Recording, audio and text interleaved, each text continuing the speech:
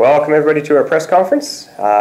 Today we have Chief Graham here, who's going to talk to our Canada Day preparations and what's going on. I will be speaking after the Chief, just talking about a little more details about what VicPD has planned for that time. So we'll go over it. As you can appreciate, Canada Day is our busiest day of the year, so we figured it'd be appropriate to have the Chief down and say some words. Chief. Okay, thanks.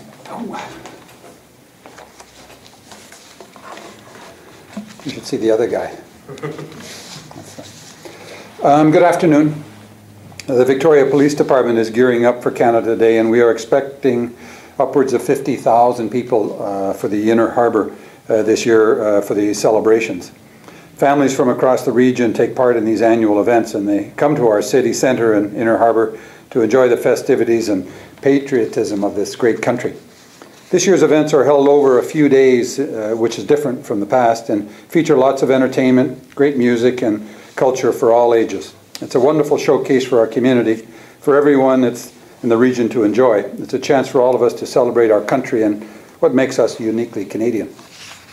Canada Day is typically the busiest day of the year for the Victoria Police Department, as Mike has said, and with this year's holiday falling on a Friday, things will probably be even busier than normal.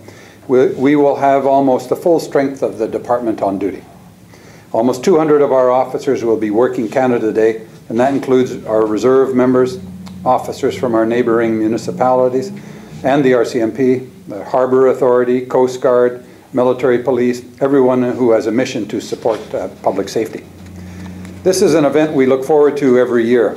It's amazing to work on Canada Day, to see how much the public embraces the celebration, how they paint their faces with Canadian flags, enjoy our city, and just be high on life, as they say.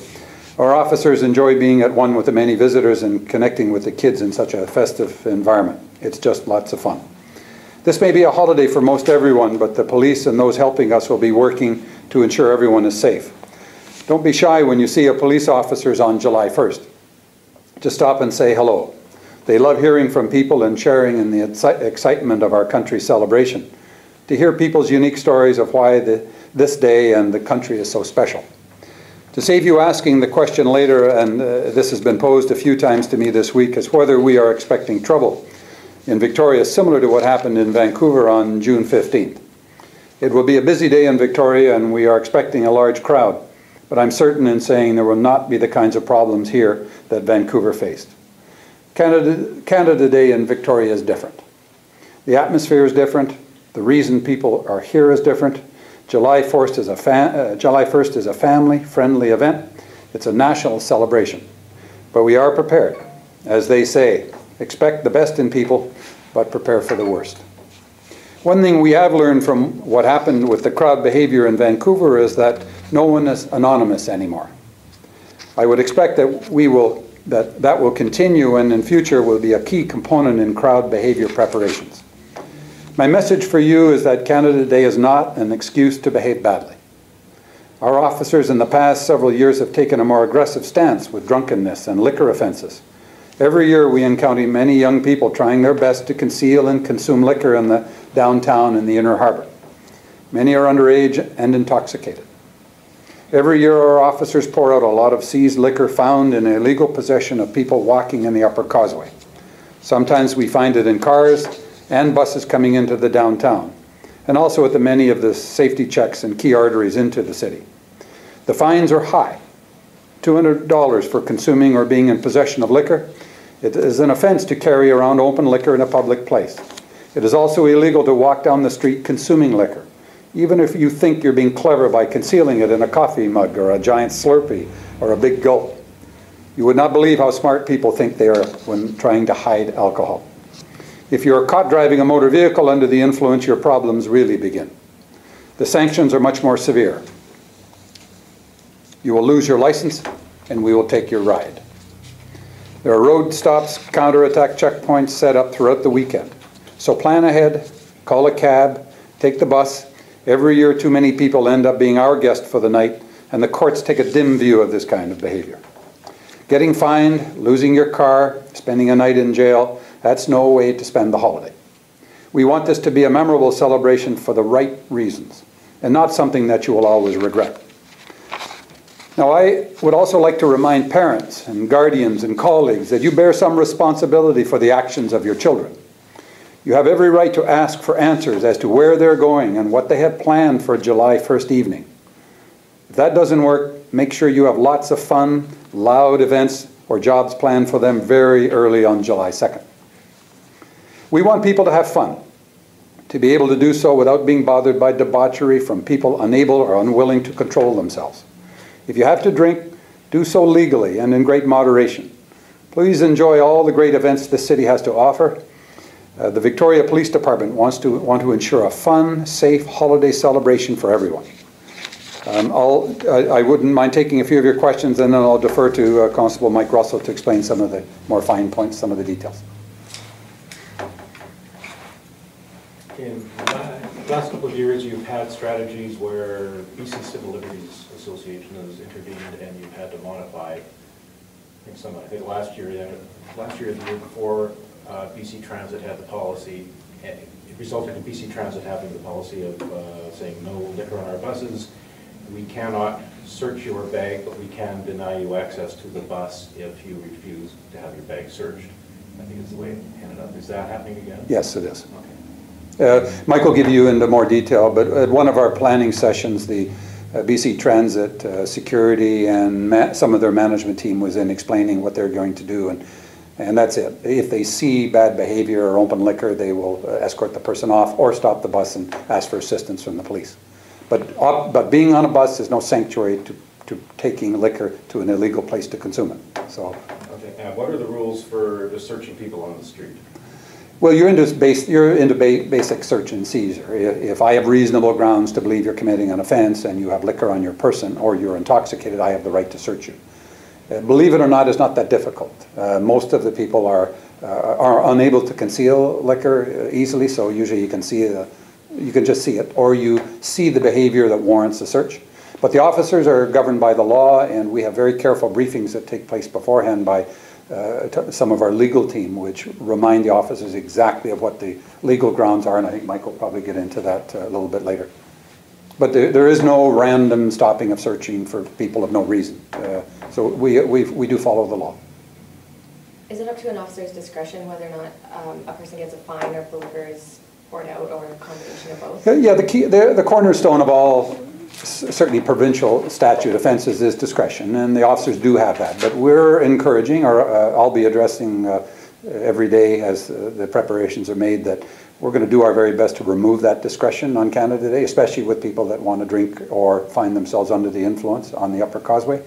I think in the past there's been sort of a slightly different approach of letting someone take over or escort someone home and deal with business that way.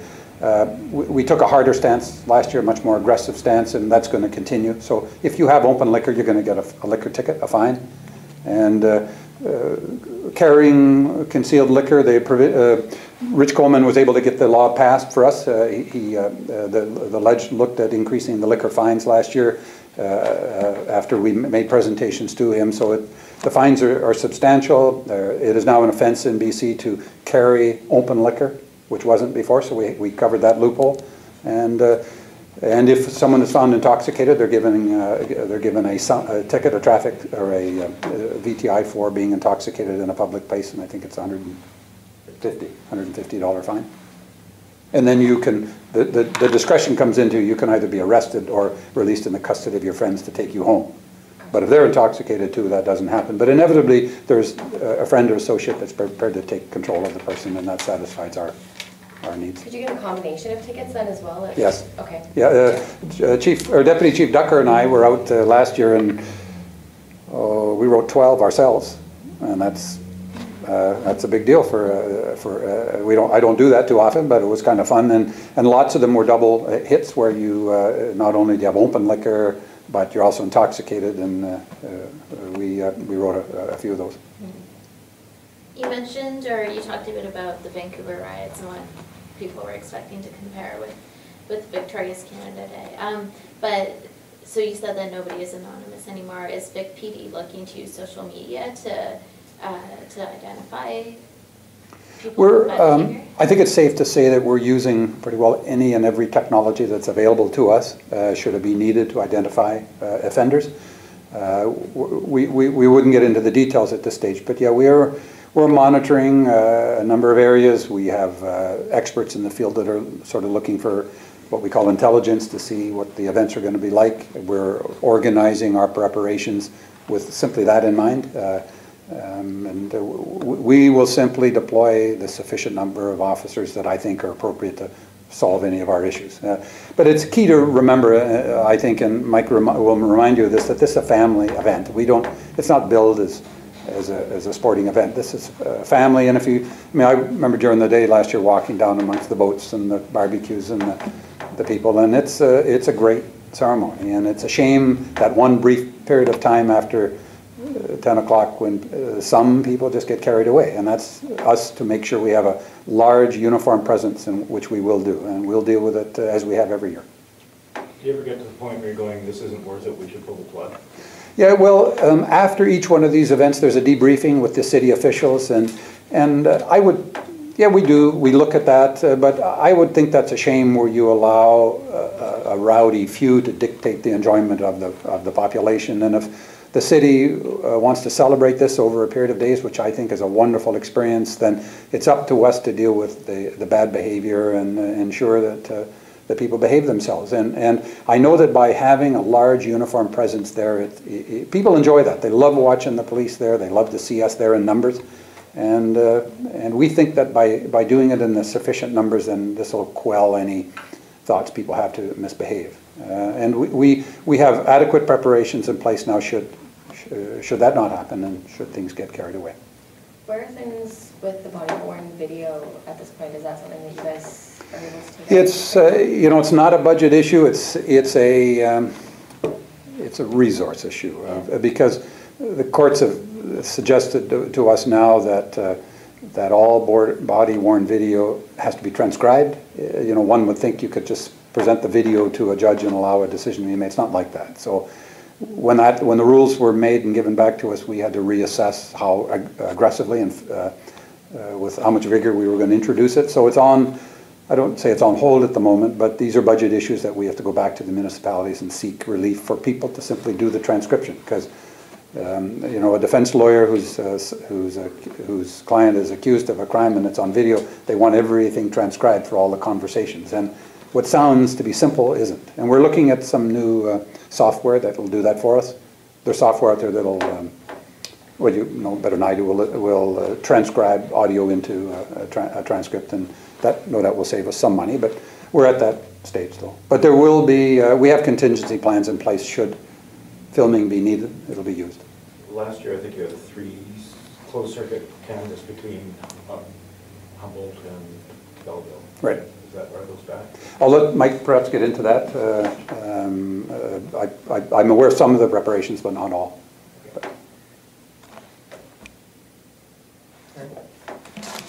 You're on, Mike. Okay, thanks very much. Okay, thank you.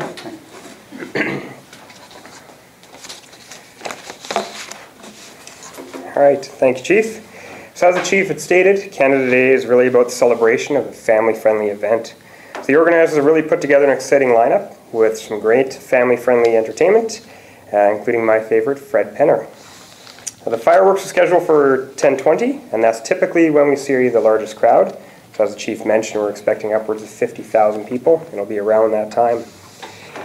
As always, and as happens every year, the Inner Harbour will be closed to traffic, so please plan ahead and consider taking BC Transit on the way down, because parking is going to be at a premium as well. Don't bring alcohol with you. That's a pretty simple message, but our officers will be there to pour it out and issue a ticket if you do bring it down, you're consuming in public, or you have it with you. Throughout the night, we're going to be tweeting and posting videos to our YouTube account, which can be accessed at VicPD Canada and our VicPD website. So our goal through that is to keep you informed and up to date on what's happening and any preparations or anything that's taking place, and just to increase the feeling of a safe environment. Questions about Canada Day? I know there's more.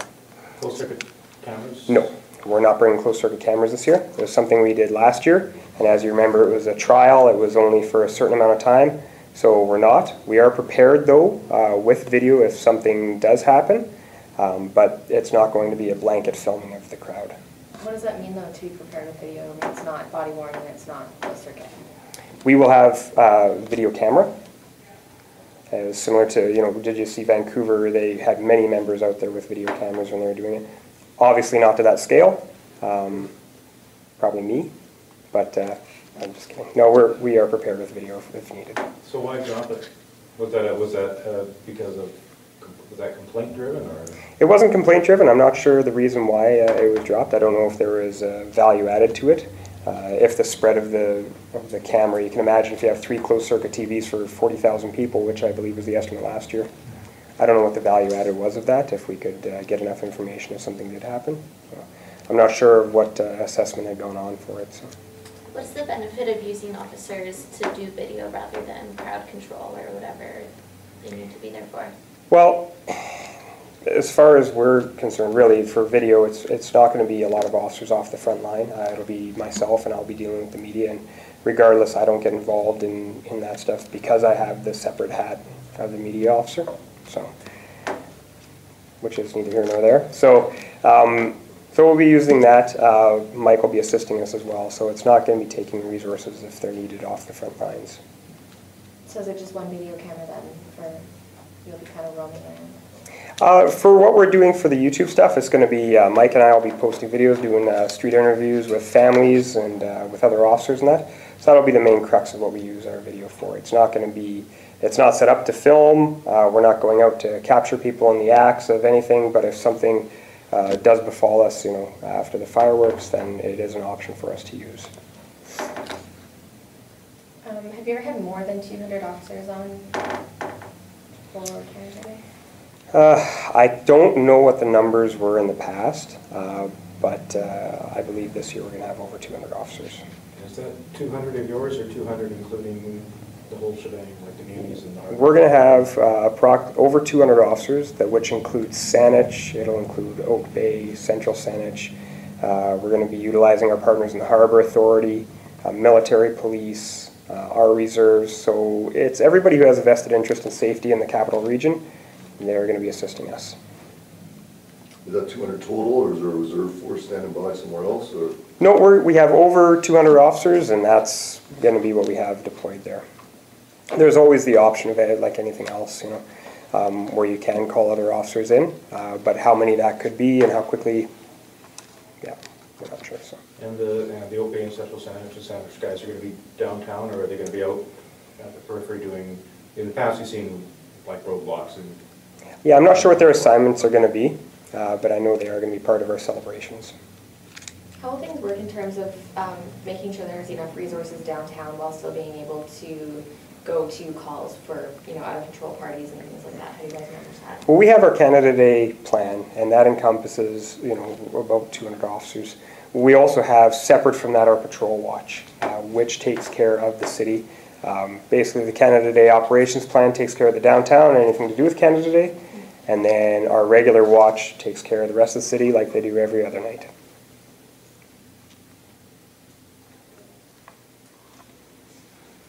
Reference traffic, and this is more operations just for our show. You said Inner Harbor's closed to traffic as of when? We make that decision every year on a case-by-case basis, depending on how many people come down, when they come down, and what the traffic's looking like. So it's been closed anywhere from 3 o'clock in the afternoon to 7 o'clock at night. So that's a window that we have done in the past. And again, it depends on how many people come down this year.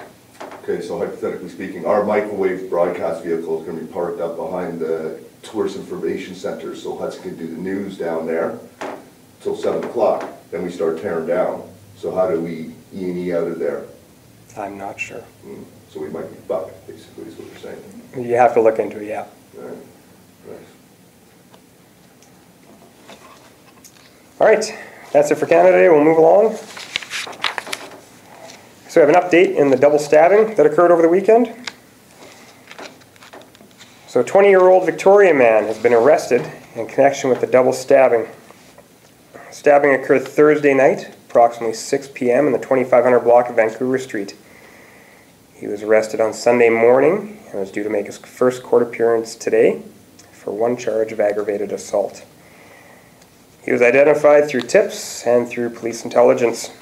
The suspect was arrested in an apartment building in the 2500 block of Dowler Place yesterday at approximately 9:30 a.m.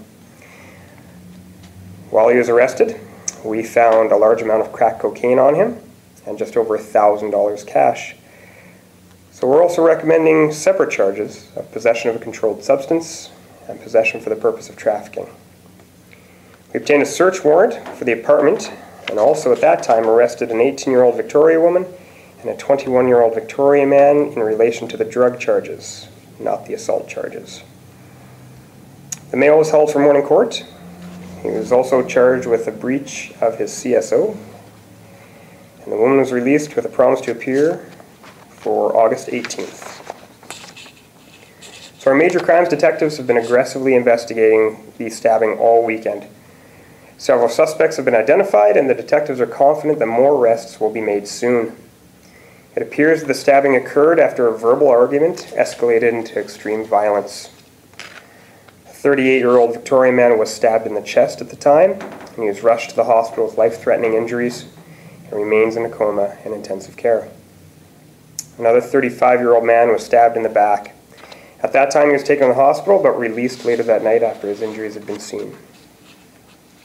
Anyone with information is asked about this violent assault is asked to contact Detective Phil Richmond at 250-995-7281 or Crime Stoppers at 1-800-222-TIPS 8477. Was this a drug-related fight? We don't have any information to suggest that right now. I went through some files last week, and it seems we've had, I would say, there's been 8 or 9 stabbings so far this year that we know about. Does that seem like more people are carrying knives around? Are there more stabbings happening this year than we've seen in the past? Remember we did the the project with all the weapons, right? So we're very cognizant that there are weapons on the street, and we're doing whatever we can to make sure they're taken out of circulation.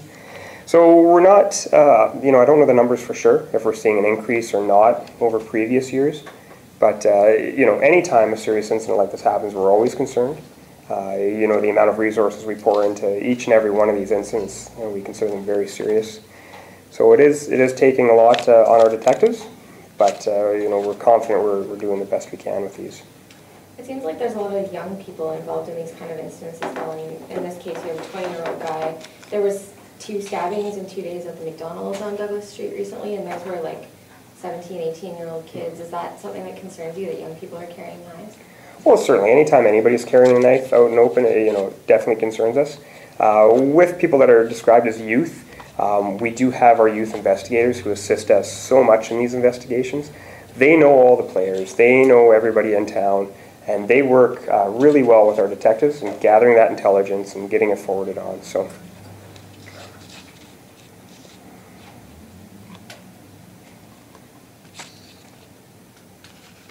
What kind of tips did you receive from people? I can't get into the specifics, but it was good information that did lead us to the one suspect for sure. Was it from witnesses?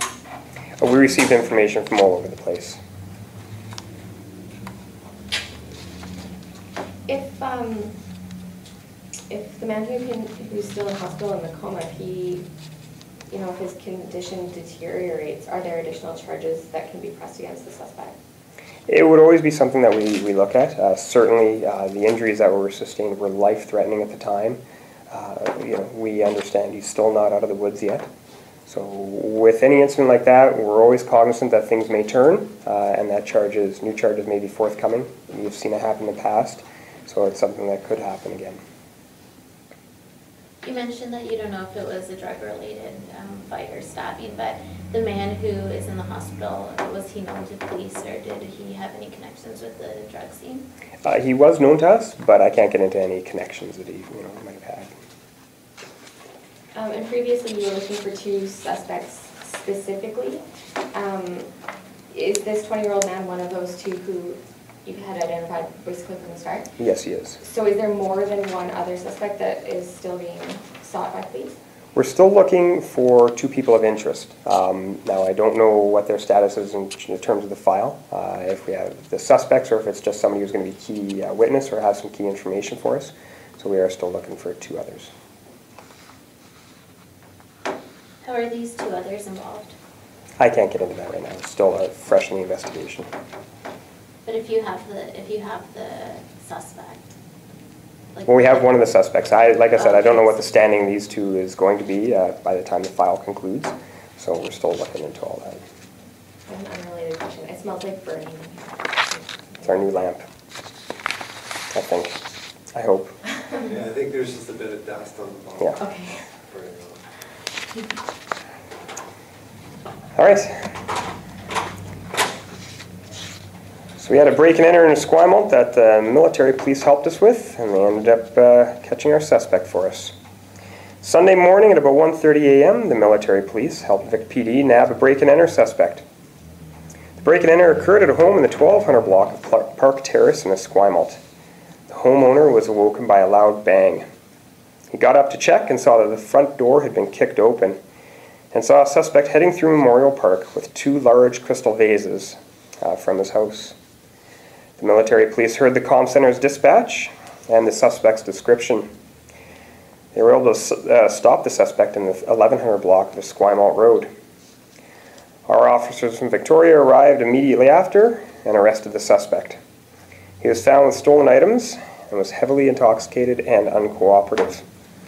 He was taken to our cells, but because of his level of intoxication, his condition deteriorated, and paramedics were dispatched to our cells. The suspect was transported to hospital, where doctors assessed that in addition to alcohol, the suspect was suffering from a GHB overdose. The doctors tended to him, and he was returned to cells later that morning. A 42-year-old Sydney man was released on a promise to appear for August 8th, and we're recommending 1 charge of break and enter.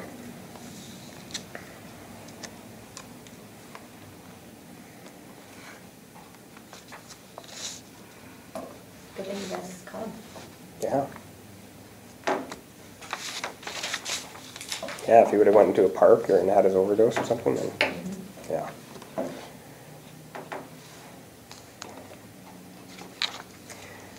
All right, no more on that one. So, had bad timing for a Victoria drug dealer. Thursday at 4 p.m. in the 1100 block of Yates Street, our focused enforcement team officers and our strike force officers were executing a search warrant on a suspected drug house. At that time, a 31-year-old Victoria man and a well-known drug dealer showed up at the home while officers were searching. Police had information that the man was supplying drugs to the home that was currently being searched by our officers. 2 uniformed officers greeted the man at the door, and he was arrested immediately. He was arrested along with a 30-year-old Victoria woman and was carrying 3 ounces of cocaine and a smaller quantity of heroin. The drugs have an estimated street value of $6,500. David Endicott, E-N-D-I-C-O-T-T, faces charges of possession for the purpose of trafficking and possession of a controlled substance. His first court appearance was on Friday, and he's due back in court on July 22nd. The woman he was arrested with was released on a promise to appear for August 4th. As our officers did the search inside the Yates Street home, they found a variety of street drugs, including crystal meth, heroin, crack cocaine, and prescription Ritalin. The drugs that were seized inside the home have a street value of over $4,000, and they also seized $1,000 cash and several scales. The Greater Victoria Emergency Response Team assisted VicPD in executing our search warrant at the location. What's unique about this is it was a 1-day drug investigation, where earlier in the day we did surveillance and we saw several drug sales in Victoria and in Saanich. 2 people that were at the home were arrested. Sean Dreher, D-R-E-H-E-R, 43-year-old Victoria man, and Olivia Downey, D-O-W-N-E-Y, a 31-year-old Victoria woman, were arrested. Both were held for morning court, and facing 4 charges each for possession of the purpose of trafficking. They're due back in court on July 4th. Is Sean S-H-A-W-N or E-O-N? S-H-A-W-N. So was this kind of like a dial-a-dope operation where they would take drugs to addresses in Victoria and Sandwich? It looked that they were selling over the district, but I'm not sure exactly how they were set up. We do know, or we do suspect, that Mr. Endicott was supplying the house. So that's the way that it looks from the amount of drugs and the quantity that were seized there, that he was coming to the house to what we term as reloading the house. So bringing the fresh Pepsis and phasing out the old Pepsi. So you said the emergency response team officers, or sorry, the investigators would have seen transactions happening in Sandwich. So I'm just trying to clarify how they saw those transactions and how they're linked to these guys. Well, when we're doing an operation like this, we take information from all over the place, and whether that's street checks that other officers are putting in about observing people, or intelligence, or surveillance, or anything like that. So that all gets compiled into the file. So some officers had noticed these guys dealing down there as well. So.